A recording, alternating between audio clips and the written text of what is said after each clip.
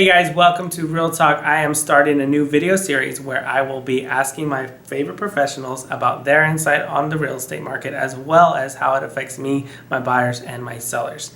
Today I'm starting with my favorite lender, Alexis, because in any kind of home buying situation, your very first stop is going to be the lender. Even though I like that y'all call me first, we need to go talk to Alexis to see what we're qualified for. Hey Michael, how's it going? Good. Tell us a little bit about yourself, Alexis. I've been in the lending business for the past 18 years. Okay. I work mostly in Texas. About 98% of my business is in Texas. I can write loans in all 50 states, however. I work for Prime Lending, and we're one of the largest, top-ranked lenders in the country. And Good. we're also the #1 purchase lender in Texas.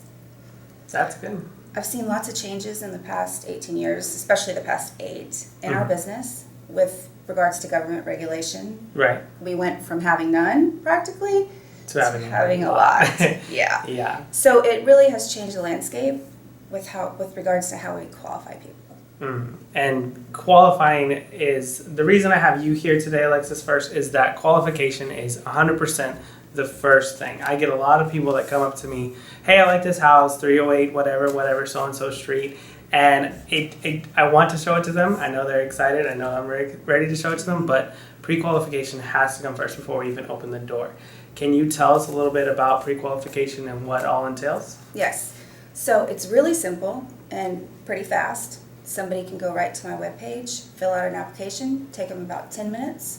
It comes to me real time. And once I'm notified, I can get to work on their pre-qualification letter, get it to you and them so that they can start shopping all in the same day. Really? So the same day? Yes. That's good. I came from big banking. I worked in big banking, as a matter of fact, and there are quite big differences. Working for Prime Lending, we're more of a medium-sized banker, and the major differences are that in a big bank atmosphere, you have loan officers in one location. It might be one state, and their processing and their underwriting is in another state. So it's not all a cohesive team. Like as Prime Lending, we have our entire team on staff, on site, right with us. And so everybody's working together as one team, one purpose. And that's actually our company motto, one team, one purpose. Right. So we can close faster. In big banking, it's just the matter of it being so large and streamlined that closing in 30 days or under is almost impossible. Yeah. So with our team on site, we can have happy clients, happy business partners, you. Yeah. Yep.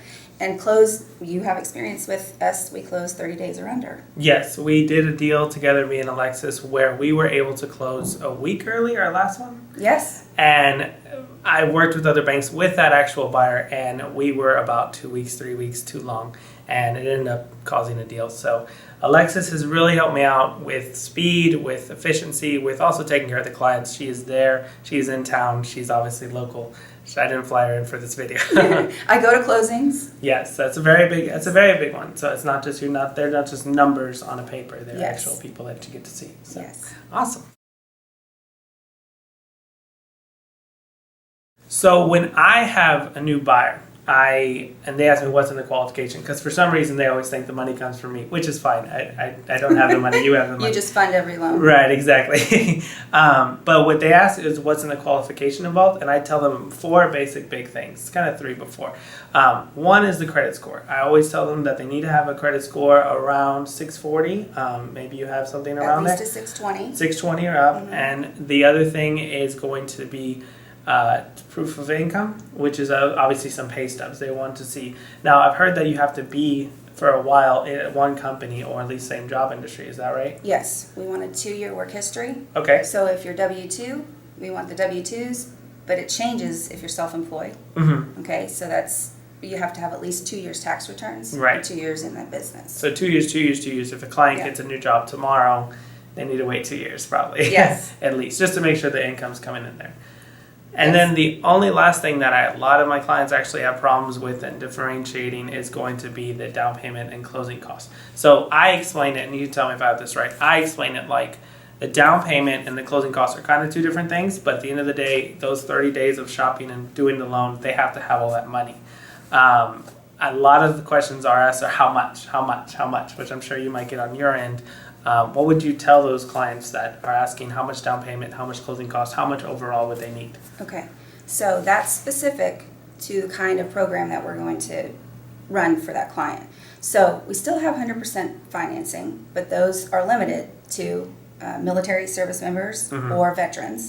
That's 100% VA loan. Right. You can do a USDA loan. Those are more rural properties. The property has to qualify. Yeah. That's 100%. Yeah. But they're still coming in with their closing costs. Right. Okay. So down payment's covered on those, but closing costs, depending, they're probably going to need $4,000 or $5,000. Yeah, and Pretty I like to overestimate that. I kind of tell clients 8 to 10, and they Always have better. movie money, for that. Yeah, exactly. But a lot of what people ask me is, well, I heard so and so the first time homeowners program, is that around? Because I just haven't heard of that, seen as that situation. Have you? Yes, let's talk about, because they just talked about 100% financing, but most people don't fall in those categories.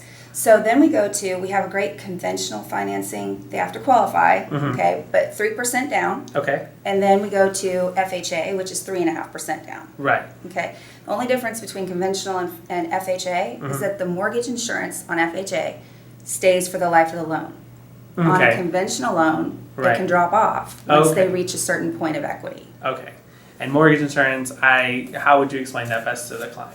Mortgage insurance really covers the lender. It's always best. If you put less than 20% down, you're stuck paying mortgage insurance. That's just how it is. Right. I have a lot of people that with our market here and the values going up quickly, people can refinance out of their MI. Right. Their You actually insurance. did that with me. Yes. Yes. And you saved me, I think it was $140 a month. That's excellent. So that's just equity sitting on your house. So that's awesome. Thank you for that.